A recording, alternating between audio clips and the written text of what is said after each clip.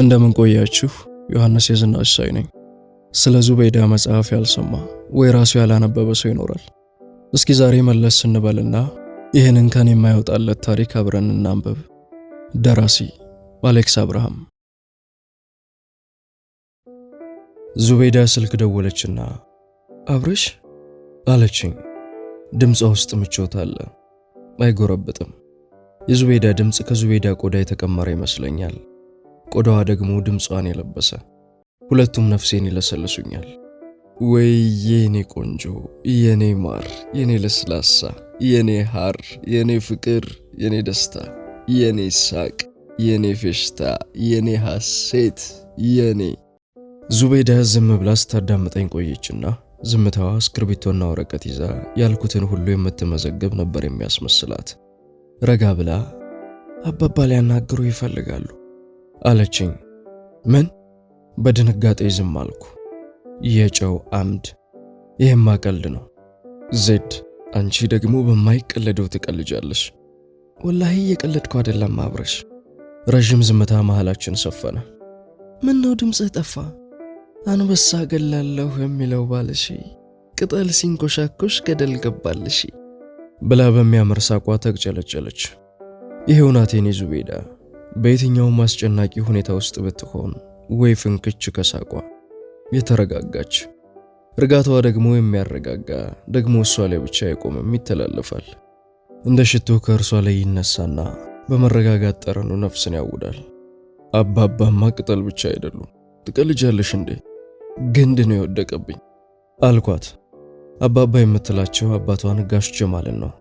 በጣም የሚገርመኝና የሚደንቀኝ ነገር የዙበይዳ እህትና ወንድሞች በሙሉ አባታቸውን አንቱ እያሉ ነው የሚጠሯቸው። አንድ ቀን ታዲያ ዙበይዳን ጠየቅኋት። ዜድዬ፣ እንዴት አባትሽን አንቱ ትያለሽ?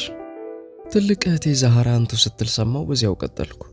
የኔ ታናናሾችም እኮ አንቱ ነው የሚሏቸው አለችኝ። ትልቅ እህቷ ዛህራ ጋር የዛሬን ያድርገውና እንግባባ ስለነበር ዛህራንም ጠየቅኋት። ዛህራ፣ አባት አንቱ ይባላል እንዴ? ትልቅ ወንድማችን አንዋር አንቱ እያለ ይጠራቸው ስለነበር በዚያው ለመድኩ አለችኝ። ሲወርድ ሲዋረድ የመጣ አንቱታ። በጣም የሚያስቀው ታዲያ የመጀመሪያው የአንቱታው ጅማሬ ትልቁ ልጅ ኡስማን ሲሆን የጋሽ ጀማል ልጅ ሳይሆን ገና ትዳር እንደመሰረቱ ልጅ ሳይወልዱ በፊት አብሯቸው መኖር የጀመረ የጓደኛቸው ልጅ ነበር። ከዚያ በኋላ የተወለዱት ሁሉ አባታቸውን አንቱ እያሉ ቀጠሉ። የዙበይዳ አባት ጋሽ ጀማል የተፈሩ የተከበሩ የሀገር ሽማግሌ፣ በዚያ ላይ ዱንያ ሞልቶ የተልከሰከሰላቸው ሀብታም ናቸው። በየዓመቱ ለሮመዳን ዝሆን የሚያካክሉ በሬዎች እያረዱ ሰደቃ ያበላሉ፣ ምስኪኖችን ያስፈጥራሉ። ቤታቸው አስፈሪ ግርማ ሞገስ አለው። ወደ ላይ የአጥሩ ግንብ ርዝመት እንኳን ተራማጅ ፍጥረት በራሪ አዋፋትም የሚዘሉት አይመስሉም። በዚያ ላይ አጥሩ ጫፍ ላይ የተጠማዘዘው ሽቦ አንዳንዴ የነ ዙበይዳን አጥር ስመለከት ከመኖሪያ ቤትነት ይልቅ በሰሩት ወንጀል የዘላለም እስራት የተፈረደባቸው አደገኛ እስረኞች የታጎሩበት እስር ቤት ይመስለኛል። ታዲያ ፍቅር የማይባል ጉድ የማያሻግረው ወንዝ የማያዘልለው ከፍታ የለምና መሰላል ሆኖ ይህንን አጥር አዘለለኝ። ምን መዝለል ብቻ! ግቢውን አልፌ የዋናውን ቤት በር በርግጄ እነ ዙበይዳ ሳሎን እዛ የሚያምር ምንጣፍ ላይ ከነጫማዬ ስቆም ቤተሰቡ ተበጣበጠ። ዙበይዳ የምትባለውን ወርቅ የሆነች ልጃቸውን አፍቅሬ አገባታለሁ አልኩ። ዙበይዳን ብትሆን የምትይዝ የምትጨብጠውን እስክታጣ አፍቅራይ ነበር። ግን ዙበይዳ እንደኔ ማሬ ፍቅሬ ጂኒጃንካ አትልም። ዝም ብላ ዓለምን በሚያስረሱ ባይኖቿ የፍቅር ጅረት እያጎረፈች ነፍሴን በሐሴት ታረሰርሰዋለች። ዶሮ እንቁላሏን አቅፋ በሙቀቷ ጫጩቶቿን እንደምታስፈለፍል ዙበይዳም በሩሩህና ደግ ጸባይ ቅፍ አድርጋኝ ከዚህ ዓለም በሻገተና በክፋት በበሸቀጠ ቅርፊት የተጠቀለልኩ እኔን በፍቅር ትወልደኛለች። በዓይኗ አቅፍ አድርጋ ታሞቀኛለች። ዓይን የተፈጠረው ሁሉን ለማየት ነው ሲሏቸው አትስሙ። የዙበይዳ ዓይን የተፈጠረው እኔን ለማየት ብቻ ነው። አቤት ዙበይዳ ማየት ስትችልበት! አስተያየቷ ቅን ያለው፣ አስተያየቷ ጀግና ያደርገኛል። አስተያየቷ ሁሉ ነገሯን እንደሰጠችኝ የሚያረጋግጥ የብርሃን ፊርማ ነው። ዙበይዳን በሙሉ ልቤ ያፈቅራታለሁ። እናቷ ቢመክሯት፣ አባቷ ቢዝቱና ቢቆጡ፣ ወንድሞቿ በቀን 2 ጊዜ ጧትና ማታ ቢሸልሉ ቢፎክሩ፣ ዙበይዳ የኔ ፍቅር ሰው ወይ ፍንክች፣ አብርሽን ወደዋለሁ፣ ወላሂ ወደዋለሁ ብላቸው ርፍ ወንድሙ የዙቤዳ ነገር አልሆን ቢለው እኔ ጋር መጣና ለቀቅ አድርጋት አለኝ። ዜድን እወዳታለሁ፣ እግዚአብሔርን ዜድን እወዳታለሁ አልኩታ። በዛ በዚህ በመሃል ላይ ታጠረ ፍቅር። በየእምነታችን ለአንድ ፍቅር አምላኮቻችንን ምስክር ጠርተን ወይ ፍንክቻለን። ቤተሰቦቿ ግራ ቢገባቸው ሳይመርቁንም ሳይረግሙንም ግራ እንደገባቸው በቆሙበት እኛም ፍቅራችንን አይናቸው ስር ቀጠልን። ይሄ ዙቤዳ እኔን ማፍቀሯና ፍቅሯንም አፍ አውጥታ መናገሯ እነ ዙቤዳ ቤት ታላቅ ታሪካዊ ድፍረት ተደርጎ ተመዘገበ። የቅድም አያቶቿ ሁሉ ይህንን ድፍረት ቢሰሙ መቃብራቸውን እየፈነቃቀሉ ተነስተው ሐዘን ይቀመጡ ነበር። እንደ ቤተሰቦቿ አባባል ይሄ አብርሃም የሚባል ልጅ ወይ አንድ ነገር አስነክቷታል ወይ እህታችንን አብሊስ ተጠግቷታል አላሉ ወንድሟ።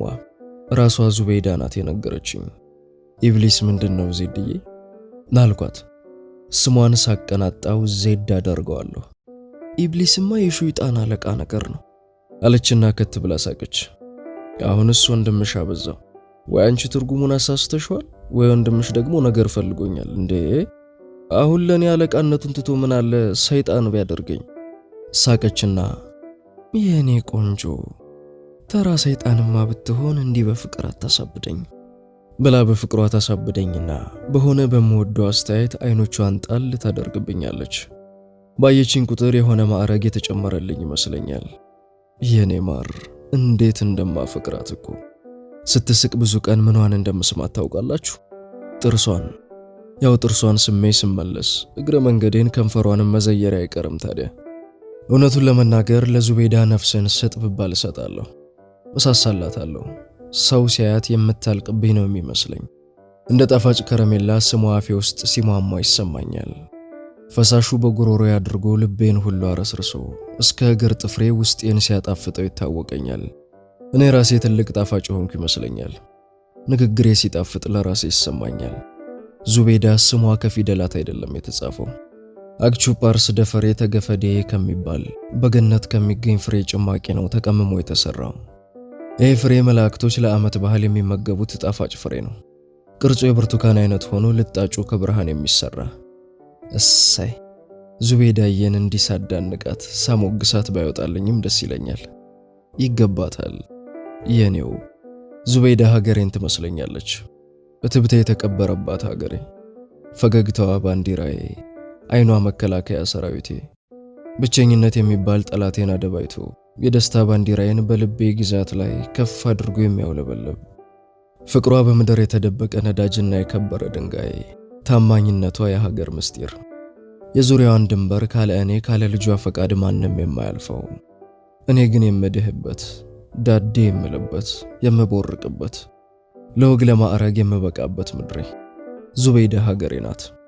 የትኛውንም የመኖሪያ ቤት አጥር ከውጭ ወደ ውስጥ መዝለል ይከብዳል። ከውስጥ ፍቅር ገፍቶት ለሚወጣ ግን ቀላል ነው። ዙቤዳ ከታላቁ ቤታቸው እየወጣች ለ2 ዓመታት ዓለማችንን ቀጭተናል። ዓለማችን መተያየት ነው። ዓለማችን መነካካት ነው። ዓለማችን እኔ እሷ አጠገብ እሷ ምን ያጠገብ መቀመጣችን ነው። ያ ጊዜ ማንም ምንም የማይልብን ጊዜ ስለነበር ለኛ ሰርግና ምላሽ ሆኖልን ነበር። ፍቅራችን ሲጀመር ቤተሰቦቿ ያን ያህል አላሳሰባቸውም። ሲደጋገምም ልጃቸውን አጫዋች ያገኙ መስሏቸው ወንድሞቿን ብዛም ፊታቸውን አላጠቆሩብንም ነበር። እንደውም ወንድሞቿ ወደ ሱቃቸው ብቅ ስል በወዳጅነት ያስተናግዱኝ ነበር። ሲቆይ እህቷ ዛሃራ አይነ ውሃዬ እንዳላማራት ለዙቤዳ ነገረቻት። አይነ ውሃ ምንድነው ግን? በጣም ሲቆይ ያበጠው ፈነዳ። ዙቤዳ ጋር ሱቃቸው ጎራ ብዬ እያወራን ስንጫወት ቆየንና ለወጣ ስነሳ ያው ሁልጊዜ እንደምናደርገው ከንፈሯን ሳምኳት። አቤት የዙቤዳን ከንፈር መሳም! የተላጠ ኤሌክትሪክ ሽቦ መሳብ ነበር ለኔ። ይነዝራል፣ ያንዘረዝራል፣ የሆነ በለጭ የሚል ነገር ሁሉ አእምሮ ውስጥ ይፈጥራል። ይህን ከንፈሯን ከምኑ እንደሰራው እንጃ። እንግዲህ ልክ ዙቤዳን ስስማትና የዙቤዳ ታላቅ እህት ዛሃራ ወደ ሱቁ ስትገባ እንደ ሂሳብ ቀመር ልክ መጣ። ተገጣጠመን። እህቷ በአይኗ በብረቱ ስንሳሳም ስታየን በብረቱ ዱላ አናቷን የነረቷት ይመስል ደርቃ ቀረች። ዛሃራ የዙቤዳ እህት በቃ ደረቀች። እንደው ድንጋጤዋን ስመለከተው ድንገት ሳታስበው እሷን የሳምኳት እንጂ እህቷን ስስማት ያጋጠማት አትመስልም። አደራረቋን ላየ ሰው እንደገና ነፍስ ዘርታ ትመለሳለች ለማለት ይከብደዋል። ጦርነቱ ተጀመረ። ከዚያን ቀን ጀምሮ ቤተሰቡ በሙሉ ሐሳቡ፣ በሙሉ ሀብቱ፣ ሙሉ ዘመዱ የሞቱትንም ሳይቀር እያስነሳ እኔና ዙቤዳ ላይ አሰለፈ። እኔና ዜድዬ ደግሞ የማይታየው የእሳት ሰረገላ ሀገሩን ሁሉ ከቦ እኛን ሲጠብቅ ይታየን ነበርና ማንንም አንፈራም ነበር። ፍቅር ድሮም እዚህ ሱቅ ሲልከሰከስ አላማረኝም ነበር አለች ዛህራ። ዘር ቆጠራው ተጧጧፈ። በዘራችን እንዲህ አይነት ውርደት፣ ቅሌት እየተባለ የአያታቸው ጨዋነት፣ የእናታቸው ትህትናና የተመሰገነ ባህሪ፣ የአክስቶቻቸውና የአክስቶቻቸው ልጆች የልጅ ልጆች ስመ መልካምነት ተነሳ፣ ተጣለ። ይሄ ሁሉ የታሪክ ብራና የተዘረጋው በዘር ማንዝራችን ኃጢአት የፈጸመ የለምና ኃጢአተኛዋ ዙቤዳ ትወገር ትሰቀል ለማለት አልነበረም። እኔ ለዙቤዳ እንደማልመጥናት ለማሳመን እንጂ። ዝም ብለው ደከሙ እንጂ እኔስ የገረመኝ ምን ሆነና ዜድዬን አልመጥናትም፣ ግን ትወደኛለች።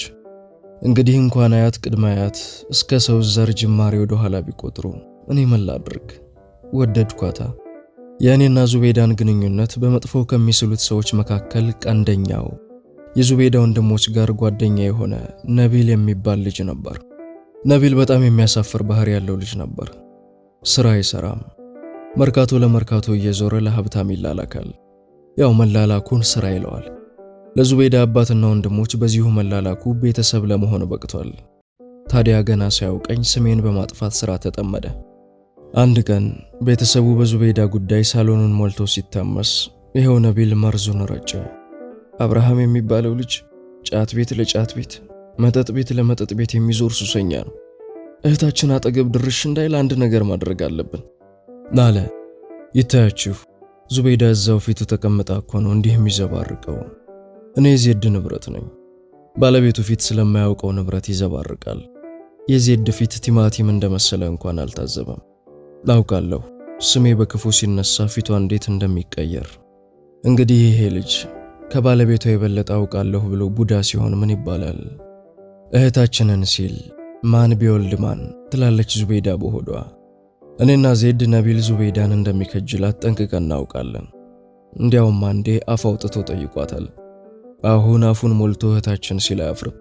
እንደውም እዛ ሱቅ ተኮራምቼ ስውል አንዳንዴ ዙቤዳ እጄን ይዛ ወስዳ ሻይ ቡና እንበል ካላለችኝ እግሬን አላነሳም፣ እንኳን ጫት ቤት ልዞር።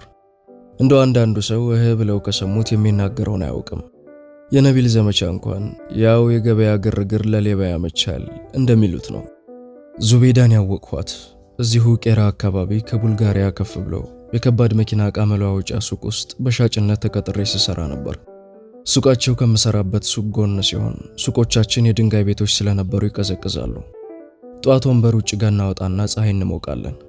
እነ ዙቤዳ ሱቅ በር ላይ የአንድ ትልቅ ህንጻ ጥላ ስለሚያርፍ ፀሐይ ፍለጋኔ ወደምሰራበት ሱቅ በር ጠጋ ብላ ነበር የምትቀመጠው። እኔም ወንበር አወጣላትና ጎን ለጎን ተቀምጠን ፀሐያችንን እየኮመኮምን እናወራለን። አንዳንዴ እህቷም አብራን ትኖራለች። ብዙ ጊዜ ግን ብቻችንን ነን። ይሄ ቅርርብ ስቦ ስጋችን ፀሐይ፣ ነፍሶቻችንም ፍቅር ይሞቁ ጀመር። አንድ ቀን ዙቤዳ ከመሬት ተነስታ ይሄ ፀሐይ ሱስ ሆነብኝ አለችኝ። ያዝ እንግዲህ በኋላ ፍቅራችን ከለየለት በኋላ አንተን ማየት ሱስ ሆነብኝ ማለቴ ነበር፣ የማይገባ ሆንክ እንጂ ብላ አስቃኛለች። እሷም ስለማይገባት እንጂ እኔም ሱስ ሆነብኝ ነበር። ዙቤዳ ከቤት ወጥታ የማታውቅ ውብ ልጅ ነበረች። ፀሐይ ሲነካት ታብረቀርቃለች። ቆዳዋ ወርቃማ ነው። አላፊ አግዳሚው በአፍጢሙ እስኪደፋ አንገቱን ጠምዝዞ የሚመለከታት ልጅ ነበረች። እንደው ስለወደድኳት ሳይሆን ዙቤዳ ከቤተሰቦቿ አንደኛ ቆንጆ ነበረች። መመኪያቸው፣ የቤተሰቡ መመኪያ።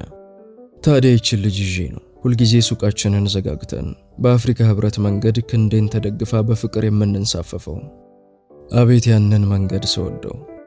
አባቷ ጋሽ ጀማል ታዲያ መክረውም ዘክረውም በዘመድ አዝማድ ልጃቸውን አስመክረውም አልሆን ሲላቸው ረጋ ብለው ሲያስቡ ቆዩና ዙቤዳ አሏት ልጃቸውን። አቤት አባባ። እስቲ ልጁን ጥሪውና እንየው አሉ። ወንድምና እህቶቿ ተበሳጩ። እንዴት አንድ ዱርዬ ቤት ድረስ ይምጣና ላናገር ይላሉ አባባ? እንኳን ፊት ሰጥተውት ልጁ አይናውጣ ነገር ነው አባባ አለች ዙቤዳት። ሚሊዮን ጊዜ ስለ አይን አፋርነት የነግራኛለች። በፊት ፀሐይ ስንሞቅ ዛሬ ተጣላንና ብቻ ግድ የለም ይሁንስ እንየው ማለት ምን ጉዳት አለው? እኔም እናታችሁ የምናናግረውና የምንወስነውን እንወስናለን ብለው ቆጣሉ። ልጆቹም ደንገጥ ብለው ዝም አሉ። ግን አባባ እስከ ዛሬ እንዴት አላወቁትም? የራሱ ቃችን ጎን ተቀጥሮ የሚሰራው ልጅ እኮ ነው አለች ዘምዘም የምትባለው ሁለተኛዋ ልጅ። ጋሽ ጀማል አሰቡና አሃ ይሄ ቀይ መኪና የሚይዘው ልጅ ነው ብለው ጠየቁ። ቀይ መኪና የሚይዘው አሰሬ ነው። ኧረ አባባ እሱ እንኳን መኪና ሊይዝ ለእግሩም ደህና ጫማ የለውም፣ የሆነ አንጀት የራቀው ላንጌሳ ነገር ነው አለች ዛህራ። አንቺ እንዲህ አይባልም፣ ዱንያ ታላህ ዘንዳ ነው፣ የምን ትዕቢት ነው አሉ የዙቤዳ እናት በቁጣ። ዛህራ ደንግጣ ዝም አለች። ይህች ጉረኛ፣ የዛህራ ጉራ ልክ የለውም። ትዕቢቷን በጓደኞቿ ሁሉ የታወቀ ነው። ስለ ሁሉም ነገር ከእኔ በላይ አዋቂ የለም የምትል ልጅ ነበረች። እኔንማ ጥምድ አድርጋ ነው ያዘችኝ። ሴት ልጅ ጉረኛ ስትሆን እንዴት ያስጠላል! ባይሆን ኩሩ ስትሆን ይሻላል። የሆነ ሆኖ የዙቤዳ አባት ሊያናግሩኝ ወስነው እንድጠራ አዘዙ። ዙቤዳም ጠራችኝ። አባቷ ሊያምኑ መንገድ መጀመራቸውን ገምታ ነበር። ታዲያ ዜድዬ ጋር ተገናኝተን ወደ ቤታቸው መንገድ ስንጀምር ቀድማ መከረችኝ። አብርሽ ወይ ዜድዬ አይዞሽ፣ ቤት ስትገባ ጫማህን አውልቅ እሺ? እሺ።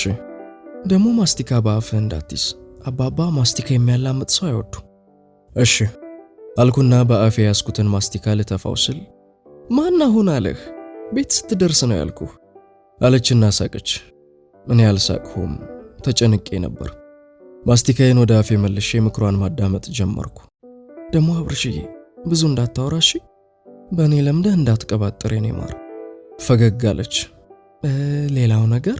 አዎ ነገር ለማለሳለስ ብለህ አንድም ነገር እንዳትዋሽ፣ የሆነውንና የተሰማህን ነገር ብቻ ሐቋን ተናገር እሺ? ሐቋን? አዎ ሐቋን። በተረፈ በጣም ስለምኮራብህና ምንም ነገር ቢፈጠር እኔ ስለማፈቅርህ እንዳትፈራሽ የኔ ቆንጆ። እሺ አብርሽዬ? እሺ። ሳቀች። ውይ እሺ ስትል አሳዘንከኝ እኮ የኔ ማር፣ የኔ ምስኪን ብላ ሳቀችና ጉንጬን ግጥም አድርጋ ሳመችኝ። በዙቤዳ ሙጥቅላ መኪና ወደ ቤታቸው መንገድ ጀመርን። በቃ ልቤን በድፍረት ሞልታ ሳሎናቸው ውስጥ ወደ ቆመው ችሎት ላከችኝ። ቤታቸው ስደርስ ተንሸራታችሁ በር እንደ ባቡር እየተጎተተ ተከፈተ። የመቃብሬ ድንጋይ እየተከፈተ ነበር የመሰለኝ። ልቤ ይፈራገጣል። ዙቤዳ ወደ ግቢው ከመግባታችን በፊት በእጇ እጄን ጭምቅ አድርጋ ለቀቀችኝ። የዜድ እጅ አፍ ሆኖ ተናገረ። የኔ እጅ ጆሮ ሆኖ አደመጠው። የተናገረችው ሐቅ ነበር። ወደ ግቢው ስገባ ደነገጥኩ።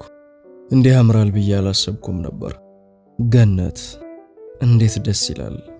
እዚህ ግቢ አድጎ እንዴት ሰላማዊ አለመሆን ይቻላል? ዛህራ ሌላ ቦታ መሆን አለበት ያደገችው። ይህቺ ነገረኛ አሁን ትኖር ይሆን? የሳሎኑ በር ሲከፈት አስፈሪው ምንጣፍ አዳራሽ ከሚያክል በር ጋር ጠበቀኝ። እናትና አባቷ በግራ በኩል፣ ከዛም በፊት ከዛም በኋላ አይቼው የማላውቀው አረቢያን መጅሊስ ላይ ተቀምጠዋል። አረቢያን መጅሊስ ማለት እግር የሌለው ሶፋ ማለት ነው። ጫማዬን በር ላይ ላወልቅ ሳጎነበስ በአፍጢሜ ልደፋ ነበር። ፍርሃት ከኋላ ገፍቶኝ ሳይሆን አይቀርም። ሳላስነቃ ራሴን ተቆጣጥሬ ጫማዬን አወለቁ። ለዚሁ ፕሮግራም የገዛሁት ነጭ ካልሲ እንደ በረዶ ተንቦገቦገ። ኡፍ! ፈርቼ ነበር፣ በጣም ፈርቼ ነበር። በዙቤዳ መሪነት ኳስ ሜዳ በሚያክለው ምቹ ምንጣፍ ላይ እየተራመድኩ አባትና እናቷ ፊት ቆምኩ። የቁርጥ ቀን በፈገግታ ተቀበሉኝ። በአክብሮት ጎንበስ ብዬ በሁለት እጄ አባቷን ጨበጥኳቸው። እሳቸው ግን የቀኝ እጄን መዳፍ ወደ ራሳቸው ሳብ አድርገው አይበሉባይን ሳሙኝና እንደ ተጨባበጥን የእርሳቸውን መልሰው ወደ እኔ አስጠጉ። እጃቸውን ሳምኩ፣ መልሰው ሳሙኝ፣ መልሼ ሳምኳቸው፣ መልሰው ሳሙኝ። አረ ስንሳሳም መዋላችን ነው ጎበዝ። ተዘያየርን።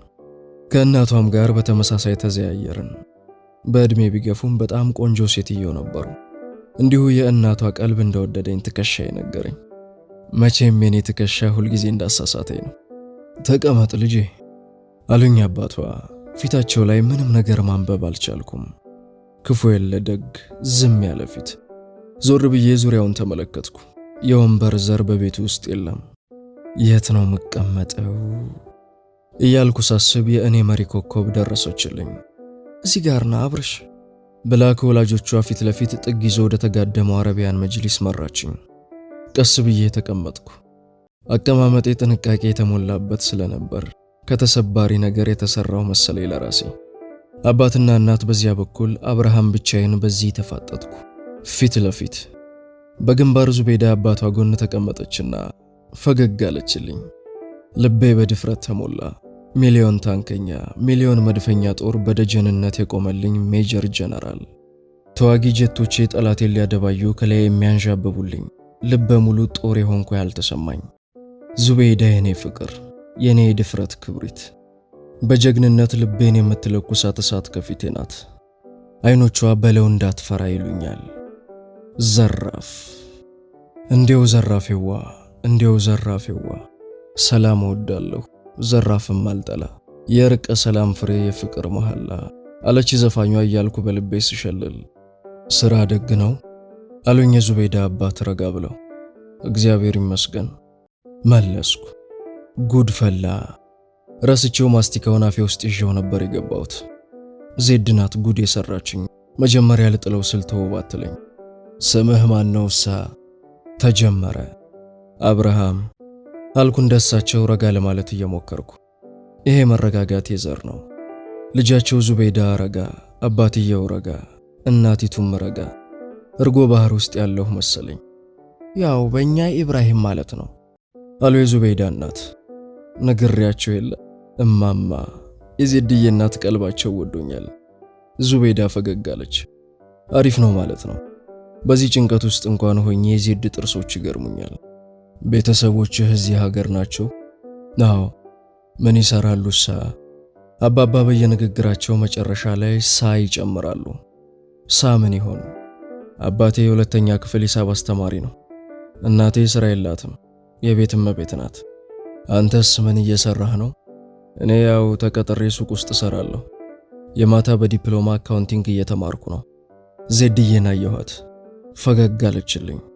ደጀናችን በፈገግታ መድፍ፣ ጠላታችን ፍርሃት የተደበቀበትን ምሽግ እያደባየችው ነው። የዙቤዳ ፈገግታ በሕይወት ዘመን ውድ ነገር ብቻ በሚቀመጡበት የአእምሮ ካዝና ውስጥ በጥንቃቄ የሚቀመጥ ቅርስ ነው። ዲፕሎማ አሉ አባቷ።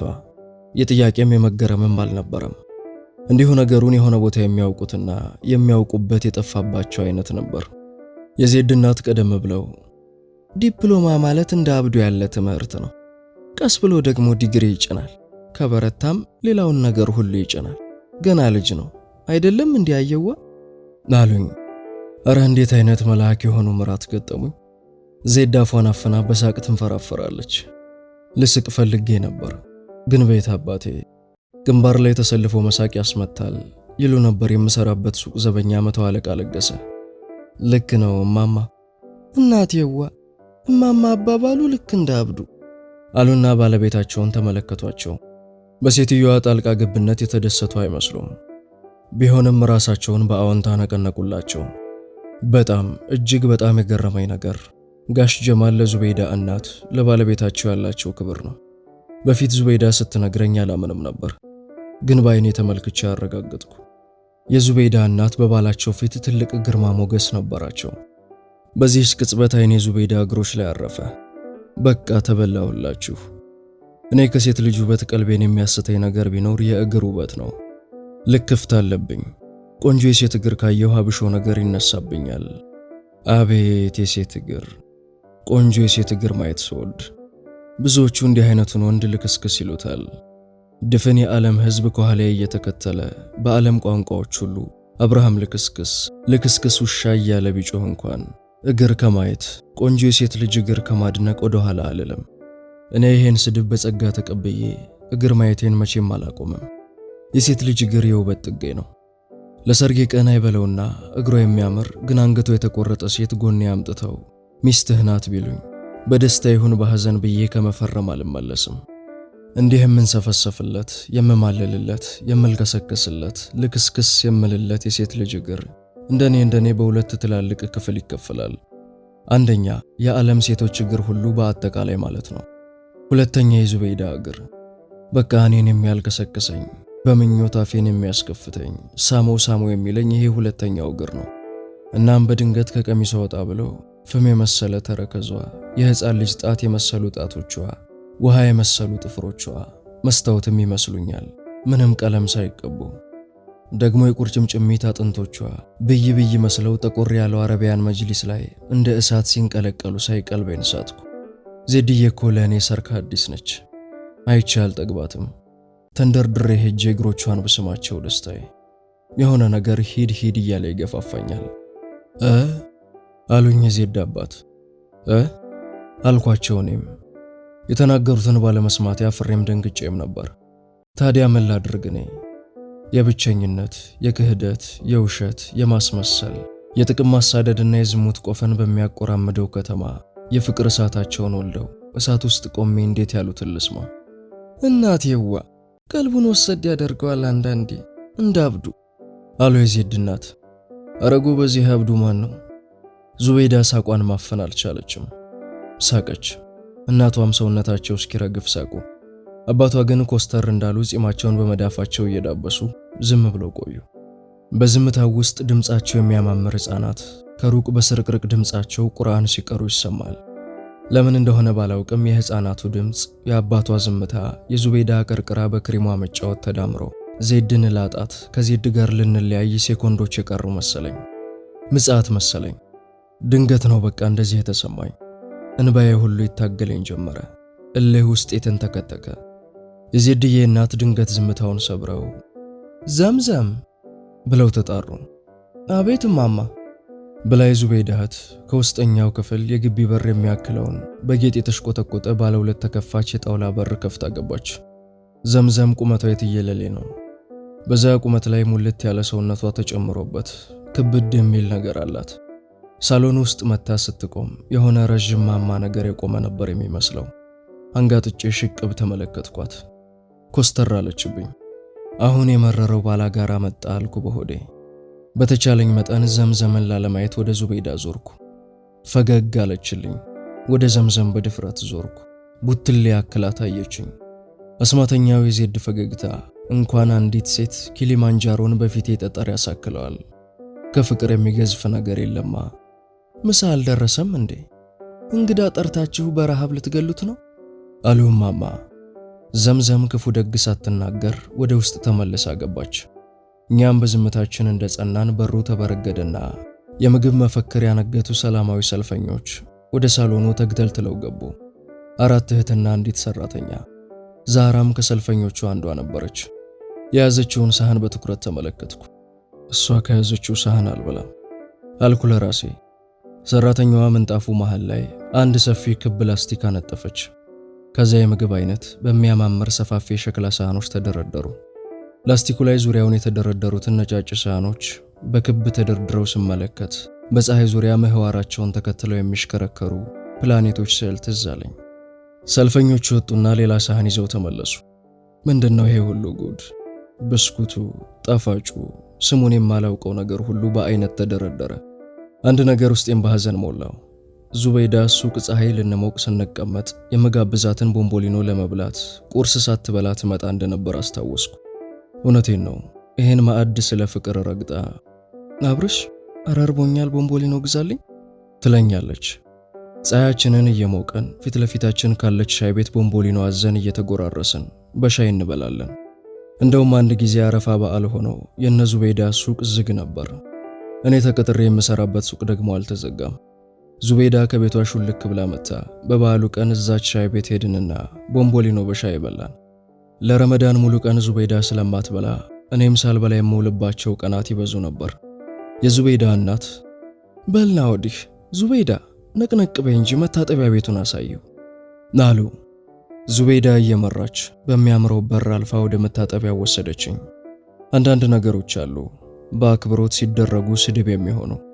የነ ዙቤዳ መታጠቢያ ቤት ስፋት የአባቴን መኝታ ቤት ያክላል። የመታጠቢያ ሸክላዎቹን ንጣት፣ የቤቱ አስደሳች ጠረን አፍ አውጥቶ የሰደበኝ መሰለኝ። አንተ መዳም ደሃ ልካችንን ነው የሚለኝ መሰለኝ። ዙቤዳ ፈዝዤ መቆሜን ስታይ ታጠብ አለችኝና ዞር ብላ ወደ ኋላዋ ተመልክታ ማንም አለመኖሩን ካረጋገጠች በኋላ ጉንጬን ሳመችኝ። ከንፈሯ ይሞቃል። የሆነ እርጥበቱ ጉንጬ ላይ የቀረ መሰለኝ። ስትሰማኝ ድንጋጤ ይሁን ንዝረቷ አስበረገገኝ። ብቻችንን ከሆነን አያስችለኝ ልውጣ አለች በፈገግታ። እና ራሷ እጇን መታጠብ ጀመረች። በመስታወቱ ውስጥ አይኖቿ አፍጥጠውብኝ ነበር። የመታጠቢያ ቤቱ ውበቷን አጉልቶት ነው መሰል ዙቤዳ በጣም አማረችብኝ። ለዚህች ልጅማ አንድ ሰውና አንድ ጥይት እስኪቀር። ታጥበን ወጣን። ወደ ሳሎን ስንመለስ የዙቤዳ እናት ኖር አሉኝ።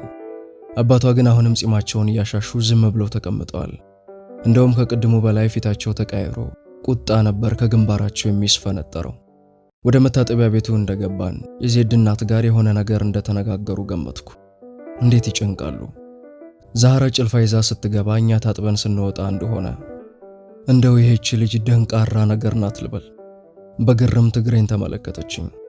አይኗን ተከትዬ ወደ እግሬ ስመለከት ወደ መታጠቢያ ቤት ስገባ ያደረግኩት የዙቤዳን ሰንደል ጫማ ነበር።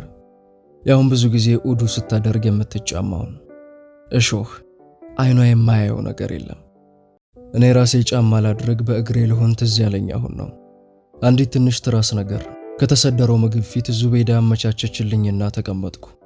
አባቷ ከምግቡ ክምር ወዲያ እኔ ከወዲህ ምግቡን ድንበር አድርገን የተፋጠጥን ጠላቶች። አንተ ወዲያ ማዶ እኔ ወዲህ ማዶ ማንገናኝም ወይ ተራራው ተነዶ። መብላት አልቻልኩም። አባቷ አይኔን ላለማየት ሲሸሹ ምግቡ ዘጋኝ። በቤታቸው ምግብ አቅርበው ፊታቸውን ሲያጠቁሩብኝ ለልመና የመጣው እስኪመስለኝ ድረስ አፈርኩ፣ ተሳቀቅኩ። ዙቤዳ ገብታታል። ምንም ነገር ሳትፈራ ሳህኔ ላይ እንጀራና ንጣቱ የሚገርም ነጭ ቂጣ አድርጋ ወጥ ጨለፈችልኝ። ብዙ አይነት ቀለም ካላቸው ሩዞች ጨመረችልኝ። ብላ አብርሽ አለችኝ። የአባቷ ማኩረፍ አስከፍቷታል። ድምጿ ውስጥ እልህ አለ። ወደዳችሁ አልወደዳችሁ ገደል ግቡ አይነት ነበር የምታሳየኝ ፊት። ግን ህመሟ አመመኝ። እንደ ውጭ ሰው ሆኜ ሳስባት ዜድ ያፈቀረችውን ሲገፉባት የሚሰማት ውስጣዊ ስቃይ ተሰማኝ። የራሴን ስቃይ ዋጥ አድርጊያት የዜድን ስቃይ በመንፈስ የተካፈልኳት። ከእኔ የበለጠ ማፈሯን የጉንጮቿ ቅላት ይመሰክራል። የዜድ እናት በጋሽ ጀማል ኩርፊያ ግራ ተጋብተው አንዴ እኔን አንዴ ባላቸውን እየተመለከቱ ብላ አይዞ ይሉኛል። ጭራሽ የዜድ አባት 2 ጊዜ ጎርሰው ሳህናቸውን አስቀመጡና እጃቸውን ሰብሰብ አድርገው ተቀመጡ። እኔም ከዚህ በላይ መብላት አልቻልኩም። እናቷም ብላ ብለው ማስቸገር አልፈለጉም። ገብቷቸዋል። ወጥ የነካ ጣታቸውን አንከርፍፈው ምንጣፉን እያዩ ተከዙ።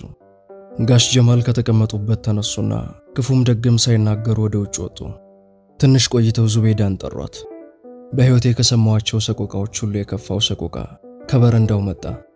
አንቺ ባለጌ አሳዳጊ የበደልሽ እንዴት ወንድ እየጎተትሽ ቤቴ ድረስ። አባባ አንቱ አይደሉ እንዴት ጥሩ ያሉኝ? ኧረ አላህን ፍሩ። ሰው መስሎኝ ነበረ። ደግሞ አብረሽ ማዕድ ላይ ታቀርብኛለሽ? የማንም ዝምታ። መኪናቸው ሲነሳ ሰማሁ። በቃ ሄዱ። ያውልህ ቤቷን ተንከማ እያሉኝ መሰለኝ። የዙቤዳ እናት እንዲህ አሉ፣ ያጽናኑኝ መስሏቸው። ይኸውልህ ስራውም ግብሩም እያበሳጫቸው አንዳንዴ እንዲህ ይሆናሉ። ላንተም ብቻ አይደለም አየዋ፣ አይዞህ። እሳቸውም አንቱ ነው የሚሏቸው ባላቸውን። እማማና መስግኝ ወጣሁ። በረንዳ ላይ ዛህራና እህቶቿ ተቀምጠዋል። የታፈነ ሳቃቸው ፊታቸው ላይ ሊፈነዳ እንዳኮበኮበ ነበር።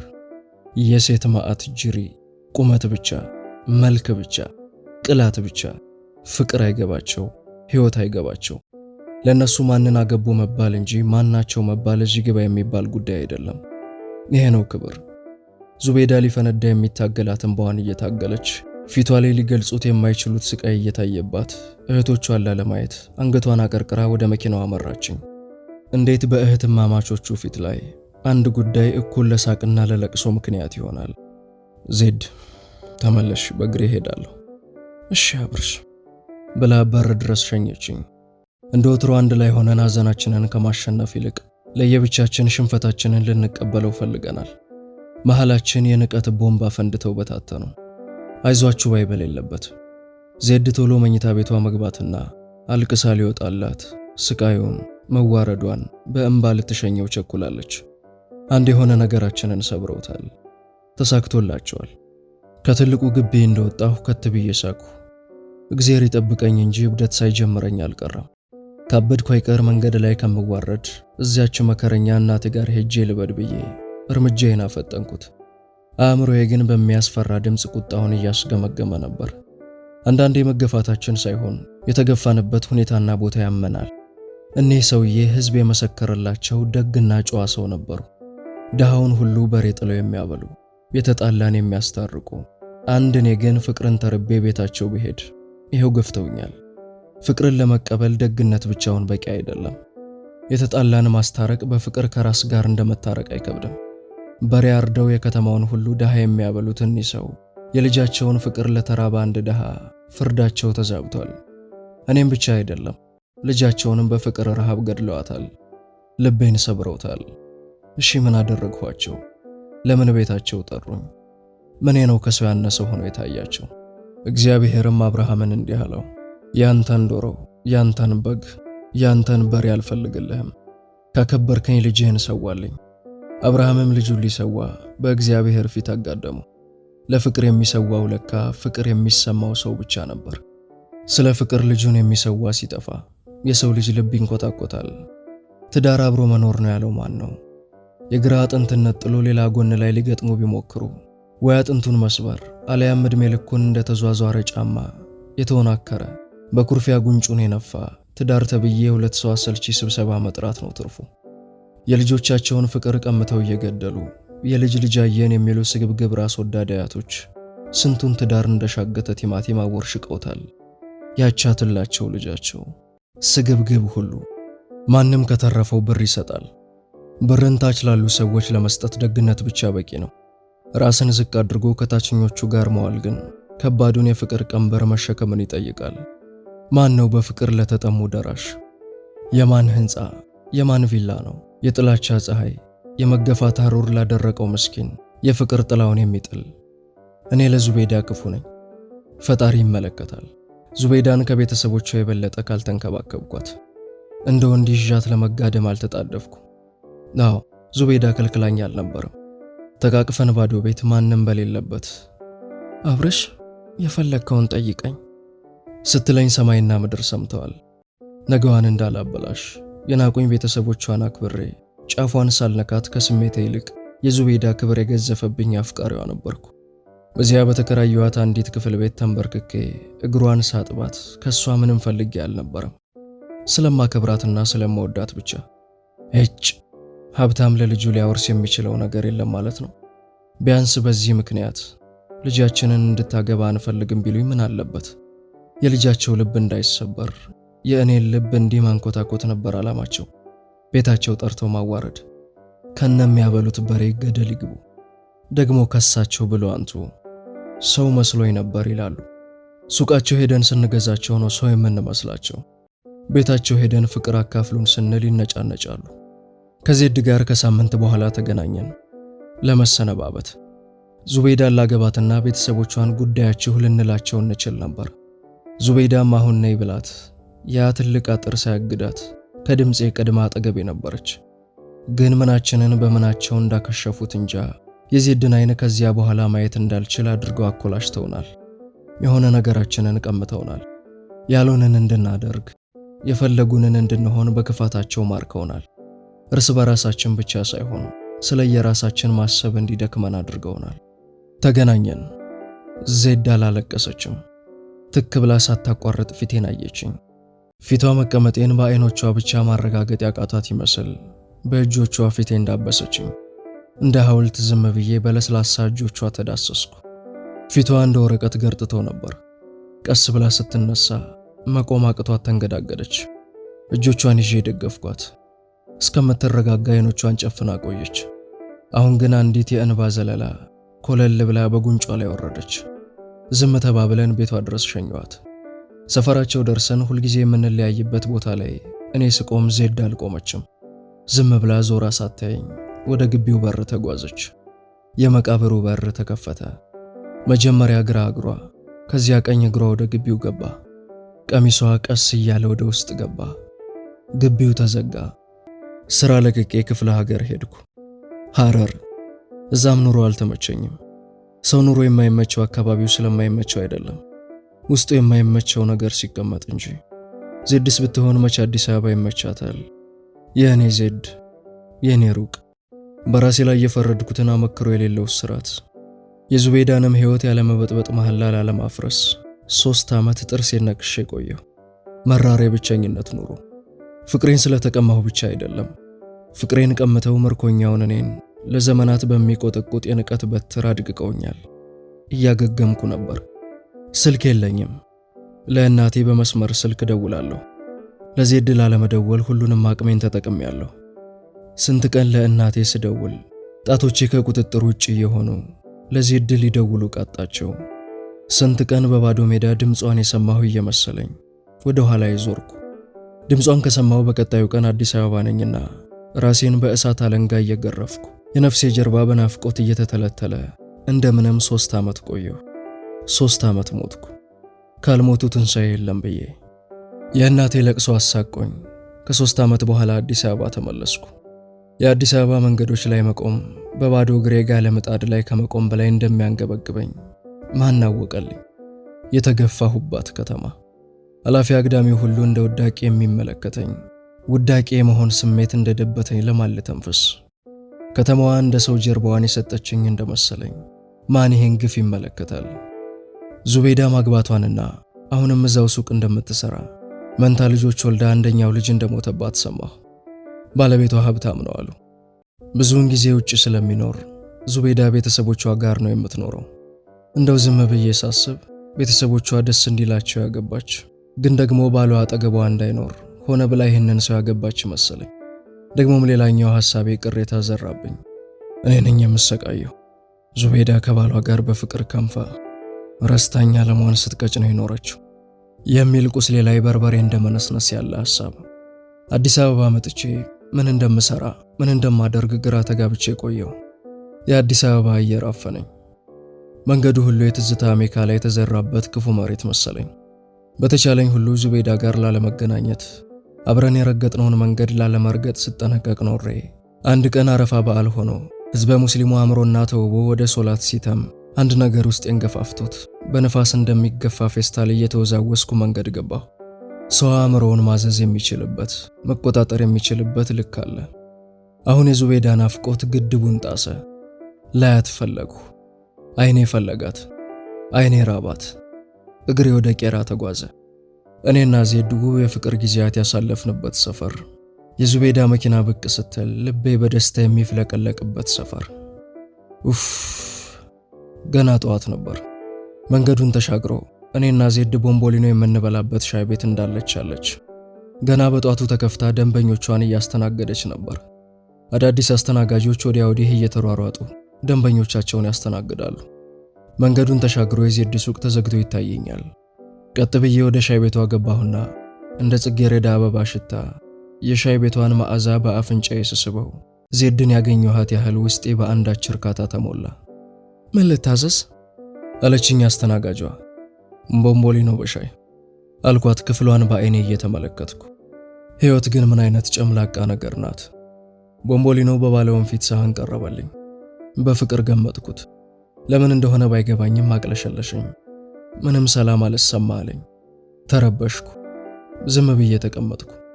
አንድ በእጁ ሰርቪስ ትሪ የያዘ አስተናጋጅ ከውጭ እየተጣደፈ ገባና ጮክ ብሎ እንዲህ አለ፣ አንድ ቦምቦሊኖ በሻይ ዙቤዳ ሱቅ። አስተናጋጇ በግርምት እንዲህ አለችው፣ ዛሬ አረፍ አይደል እንዴ? ዙቤዳ እንዴት ትገባለች? እንጃ፣ በእኔ እሷ ነገር ነካ ያደርጋታል አለ አስተናጋጁ። ዙቤዳን እኮ ነው፣ አይገርምም? ነካ ያደርጋታል። መግቢያ የጠፋኝ። ተጨነቅሁ። እንደውም እጄ ሲንቀጠቀጥ ተሰማኝ። ራሴን ስቼ የምወድቅ መሰለኝ። ሂሳቤን ከፍዬ ቀስ ብዬ ወጣሁ። እንደምንም አይኔን ወደ ዙቤዳ ሱቅ ላክሁት። ዙቤዳ የኔ ዜድ ጀርባዋን ለመንገዱ ሰጥታ ፀሐይ የምንሞቅበት ቦታ ላይ ተቀምጣለች። እኔ የሰራበት የነበረው ሱቅ በር ላይ ፀሐይ የለም። ክረምት ስለሆነ ደመና አንዣቦ ነበር። የዜድ ሱቅ በደንብ አልተከፈተም። ከሁለቱ ተካፋች በሮች አንዱ ብቻ ነበር ገርበብ ያለው። ቀስ ብዬ ሽቅብ ወደ ሜክሲኮ በእግሬ መንገዴን ተያያዝኩት። አንዳች ነገር ወደ ዜድ እየጎተተኝ ነፍሴ እንደ ድር ከከበባት ስበት እየታገለች የህልም ሩጫ በሚመስል እግር መጎተት ሽቅብ ወደ ላይ መንገዴን ቀጠልኩ። እኔና ዙቤዳ ስክር ብድ የሚያደርግ ፍቅር ውስጥ የወደቅነው ድንገት ነበር። ዛሬም የዙቤዳን ስም ሳነሳ ሰውነቴ በሆነ ኃይል ይሞላል። ደስታ በመላው አካላቴ እንደ ጅረት ሲፈስ ይሰማኛል። ማን ያምነኛል ብናገረው? ከተለያየን ከ3 ዓመት በኋላ እንኳን ጠረኗ አጠገቤ ያለች ያህል ይሸተኛል። ድምጿ ይሰማኛል። የልብሷ ቱማታ ሳይቀር ይሰማኛል። ነፍሰ ጡሮች አማረን እንደሚሉት ዙቤዳ ክፉኛ ታምረኛለች። ድምጿ ያምረኛል፣ አይኖቿ ያምሩኛል። እኔስ የማይወለድ ፍቅር ያውም የጨነገፈ ግን ከውስጥ የማይወጣ ጽንስ ጸንሼ የለ ከነፍሰ ጡር ምኑን ተሻልኩት? ድፍነ ሀገሩ በአንድም በሌላም ብሶት ያረገዘው ብዙ ብሶት ውል የሚልበትም መልፍ አምሮታለሁ። ማን ማንን ያጽናናል? አምሮታችን እንዳማረን ወደ መቃብራችን እግራችንን እንጎትታለን። ድንገት ገነት ሆቴል ስደርስ ወደ አፍሪካ ህብረት ታጠፍኩ። ጸጥ ባለው መንገድ ግራና ቀኝ በተሰለፉት የዘንባባ ዛፎች መሃል እየተጓዝኩ ረጅሙ የአፍሪካ ህብረት ህንጻ ከፊት የተጋረጠ። አፍሪካዊ ነኝ፣ እኔ አፍሪካ ነኝ። በአረንጓዴ ምድር የፍቅር ችግር አድርቆኝ ውስጤ ምድረ በዳ የሆነ የአፍሪካ ልጅ ነኝ። አፍሪካ፣ በአፍሪካ፣ በአፍሪካ። ስደት የሚል ቃል አእምሮዬ ውስጥ ፈነዳ። አዲስ አበባ የኔ አይደለችም።